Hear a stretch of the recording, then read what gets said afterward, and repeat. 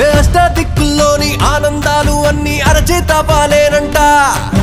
అత్యాస లేకుంటే పేరాస లేకుంటే ఐశ్వర్యమేనంట.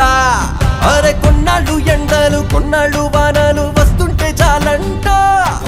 100 ఏళ్ళు వద్దంట, పోయేదాకా బతుకు సాగిపోవాలంట.